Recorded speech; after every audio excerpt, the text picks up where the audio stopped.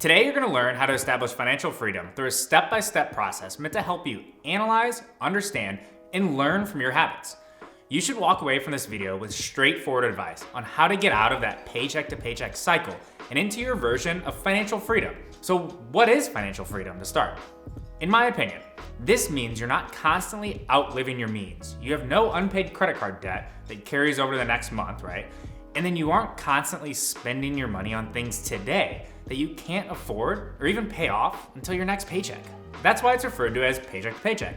It is truly a lifestyle in which you barely have enough cash to make it to your next paycheck, or you go into credit card debt in between those paydays to get by. Now, this isn't limited to those with low salaries. Even people with high salaries can find themselves living paycheck to paycheck if they're unaware of their financial habits. Comment below if achieving financial freedom is on your to-do list for 2022. Here are my 7 steps to get started. First off, acknowledge what's holding you back. You need to first acknowledge that you're currently taking actions that are holding you back from that financial freedom. Maybe you're just spending too much money on things that you don't need, or you just aren't focusing enough on your financial habits. No matter what that is, you have to first acknowledge that you deserve better, that you deserve to treat yourself better, and that taking care of your personal finance is an actual crucial aspect of self-care. Number 2, analyze the current situation. You should really get a better understanding of your current financial situation. Think about yourself as a business owner, and you are the business. Every business owner regularly sits down, typically monthly, and calculates their current financial situation to ensure they're following sound business practices. You should do the same for yourself. The 2 common ways that a business reports their financial situation are through a balance sheet and a cash flow statement. When thinking about a balance sheet, for an individual, this is like your net worth calculation, and this is where you stand today. Your net worth is calculated as your assets minus your liabilities. Assets are things that you own, like the cash in your bank account or the NFT that you bought late last night, or the investment account balance in your Roth IRA or 401k. Assets can be transferred or sold for a monetary value. Liabilities, on the other hand, are all those things that you owe, like credit card debt, student loan debt, and auto loan debt. These are things that you don't own and instead will need to pay back to another person or institution at a later date. Your net worth is the difference between those 2 numbers. The other way to calculate your financial situation is through your cash flows. How much money you make that comes into your bank account, and then how much money you spend that leaves your bank account. The difference between your incoming and outgoing cash flows can tell you a lot about your financial situation. Like, if you make $5,000 last month and then you spent $6,000 of that, you have negative cash flows, and you can clearly see what needs to improve. You're likely not going to sit down and write down every single expense, so you're going to have to estimate this a little bit, right? Start with your big expenses, write those down first, then go through your monthly transactions and add up whatever else stands out. If you're a beginner, start with just a simple pen and paper. Or if you're a pro, use a spreadsheet and keep adjusting that monthly. I love using Google Sheets for this. I firmly believe that in taking the time to document your current situation, you will establish a solid base from which you can then move forward to achieve that financial freedom. Next, number 3, don't beat yourself up. If you just calculated your current financial situation and aren't feeling so great right now, don't beat yourself up. The majority of us at some point in our lives experience some financial setback or get into bad financial habits. I did it in my mid-20s, and the only way I got out of it was through assessing my current situation and then taking action from there.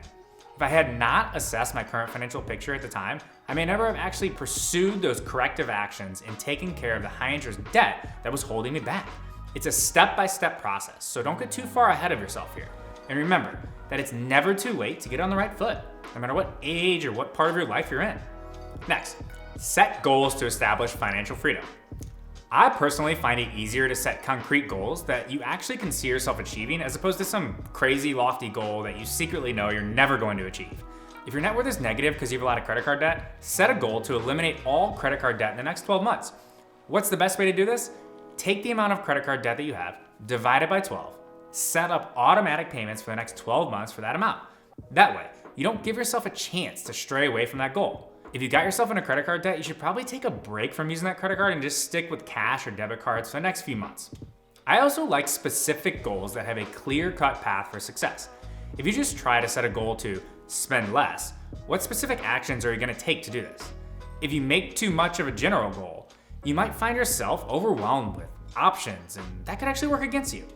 Pick goals that make sense, goals that you can genuinely see yourself achieve, and then set up actions, preferably through automation, that give yourself the best chance to succeed. Next, reduce spending.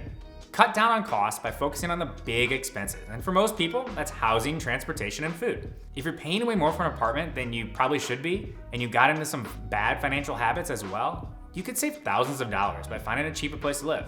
Now I get it, it's easier said than done to just go find a cheaper place to live. But you should consider cutting down on that cost to start. That's the big one. For transportation, if you're paying a lot for car insurance, shop around and try to find a lower rate. There are tons of great online tools that are super easy to use and allow you to source your car insurance quotes from all over the place. If the option is out there to get the same quality product for a lower price, this is worth exploring. For food expenses, cut down on eating out and focus on eating the majority of your meals at home. Now this one is a constant battle for many of us. It is for me. So I get it if you're rolling your eyes right now. But hold on.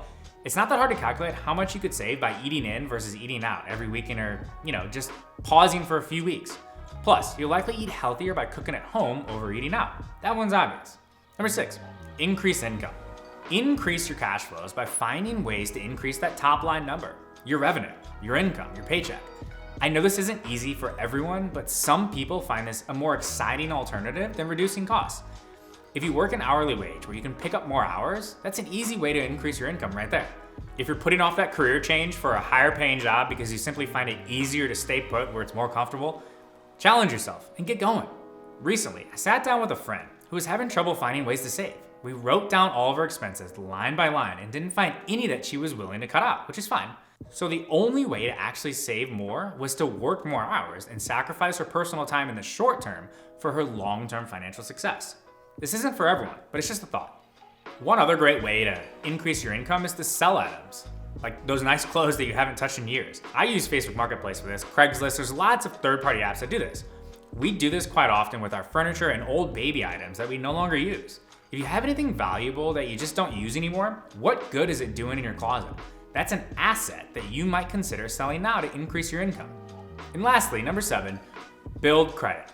If you're living paycheck to paycheck right now, you might actually want to put this off, as it might be better to use only cash or debit cards for the time being until you get some kind of nice cash buffer and clear those outstanding debts, right? But once you get back on your feet, building credit is truly a key pillar to financial freedom and building wealth long term. You cannot say it enough. If you want to buy a home, a car, or really any large purchase in the future, you'll want to establish good credit now so that you can borrow at a reasonable interest rate down the road. You should establish credit ahead of the time, and the earlier the better, and then use it responsibly. Now, credit is usually expressed as a 3-digit score, so you should focus on this first. 50% of your credit score is actually determined just by your payment history and credit history. The higher your credit score when it comes time to borrow for large purchases, the more likely you can save on interest. One simple way to establish credit is by opening a no-fee, cash-back credit card and only spending a small portion of your overall expenses on this card. This allows you to get the clock started on your credit history, and if you're only spending a small amount every week, put yourself in a better position to pay off that card in full every single month. That way, you don't have to dip into your savings to pay down that card. If you can't open a credit card because of a lack of credit history, don't worry about that. You can look into a secured credit card, which is a credit card that is backed by cash deposits that serves as collateral should the cardholder default on payments. Aside from the deposit, secured credit cards function just like any other credit card and allow you to establish credit as well. So I hope this video makes sense and helps you understand kind of the step-by-step process that I suggest most people go through. All right, thanks for watching. I hope this video was helpful. Please share it with friends if you find that this might be helpful for them as well. I'm Tony from Wealthfront. Take care.